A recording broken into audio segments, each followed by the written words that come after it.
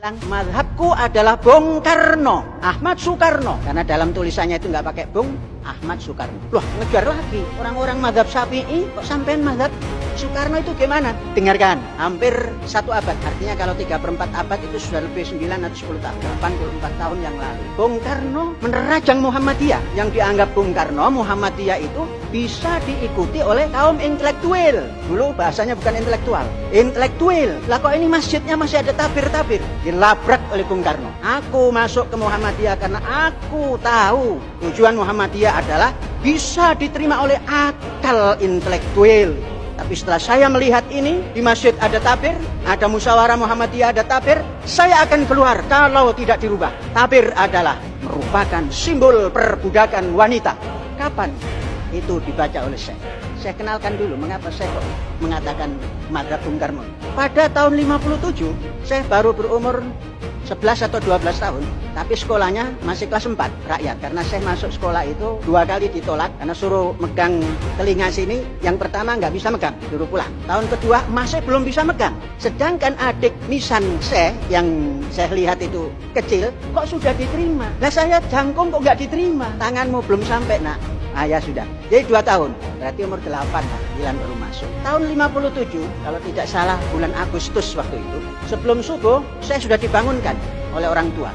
Nah, tangi, kalau bapak, Pak, durung subuh Pak, sholat nok dokar, sholatnya di Delman. Kok aneh lagi, Pak, sholat nok Delman, nok ndiwae iso sholat nak, ayo melaku.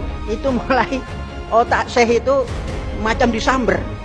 Iki piye wae bapak iki, nok sholat nok ndiwae kok iso, iki nok nggone dokar. Nok perahu sing ngalor ngidul mlakune oleh iki dokar ngidul. Mula nih ya ngadep kanan nak salatin itu. Terus dioyak-oyak. Dokar bagaimana, Pak? Dia tambah anggring, enak. Ketemu Gusti Allahnya enak. Nah, sudah dapat. Ceplak otak saya seperti disentil. Tapi yang nyentil orang tua, ya nggak apa-apa. Ada apa, Pak? Ini nanti Bung Karno akan lewat. Katanya mau meresmikan semen Gresik ya, antara bulan-bulan Agustus begitu. Karena nggak lama terus Agustusan. Tahun 57, kereta api Pantura yang menuju Pasar Turi itu Bung Karno naik. Kemudian di perapatan setelah Kota Lamongan ada perapatan namanya Deket itu mungkin deket kepada Lamongan. Di situ berbaris kita, dipanggul oleh orang tua, suruh jabat tangan kepada Bung Karno yang di kereta api. Jabat tangan, aku kenal Bung Karno. Bapak belum kan, nggak jabat tangan? Duluan saya Pak. Oh bapak kepala desa, di bawah presiden. Anakku kan belum jadi apa-apa. Salaman, sudah salaman. Mulai memandang Bung Karno. Kemudian lihat songkok Bung Karno itu kok tinggi. Songkok bapak nggak terlalu tinggi. Pak, nanti kalau saya sudah bukan bocil, songkok saya akan ditinggikan seperti songkok Bung Karno. Makanya orang pada heran, itu songkoknya kok tinggi-tinggi. Songkok Bung Karno. Kemudian, kenapa itu sholat kok pakai jas? Bung Karno tidak pernah lepas dari pakaian kebesaran. Hanya saya ngajak saja. Kan asikan begini daripada begitu. Kemudian, itu sholatnya kok pakai kaos kaki. Memang punya kaos kaki ya dipakai. Kalau nggak punya nggak pakai. Saudara-saudara, 3-4 tahun kemudian setelah berjumpa salaman dengan Bung Karno, saya ke Gontor. Tahun 1900, kalau tidak 63, 64, saya membeli buku.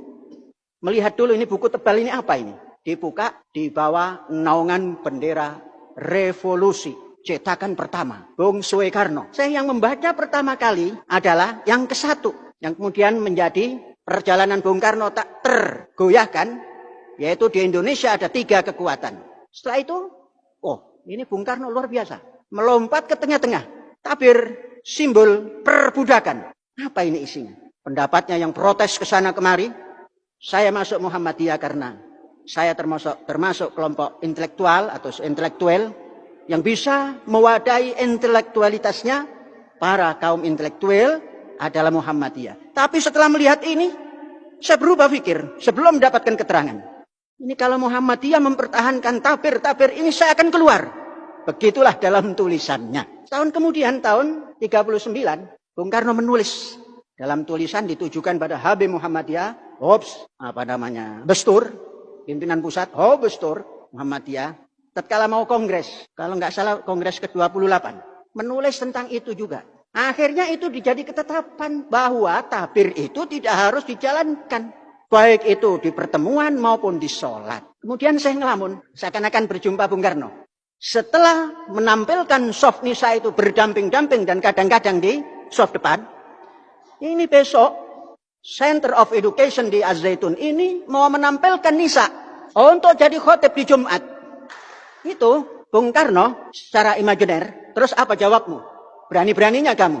Bung mengatakan agama itu adalah rasional. Siapa yang tidak rasional bukan beragama. Bung ingatkah bahwa Bung mengucapkan merdeka? Saya tambah Bung hanya satu. Aku tambah merdeka roh, merdeka pikir, merdeka ilmu. Teruskan perjuanganmu Panji. Waduh, sudah begitu itu kata Bung Karno. Tapi ini imajiner. Lah orang-orang mazhabnya Syafi'i, Maliki, Hambali sambil tidak tahu, makamnya saja nggak tahu gitu kan. Itu ngotot. Lah ini Bung Karno, pernah salaman. Punya buku bisa dirujuk.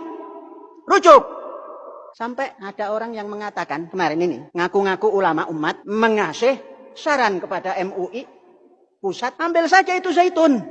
Dikelola oleh MUI. Loh, langkah ulama kok garong?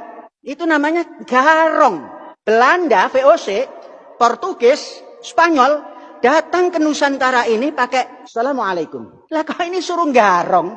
Ulama model apa itu? Kok sarannya saran garong? Sudah pun tidak tahu dananya dari mana. Karena saking jengkelnya garong saja. Majelis ulama.